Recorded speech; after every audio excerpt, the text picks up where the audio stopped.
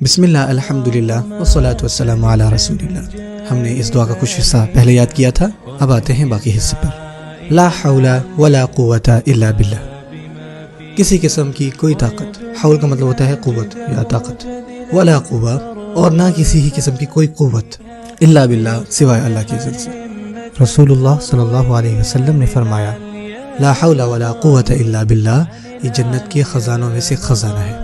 اور ہم نے اس کو پڑھا ہوا ہے ہمارے اس کورس کے سب سے پہلے سبق میں، اور ہم نے اس میں بھی یہ کہا تھا کہ کسی بھی قسم کی برائی سے بچنا، خود کو بچانا، یہ کسی بھی طرح سے ممکن نہیں اللہ تعالیٰ کی مدد کے بغیر۔ جتنے بھی اچھے اور نیک کام کرنے کی توفیق ہے اور ان پر استقامت ہے، مثال کے طور پہ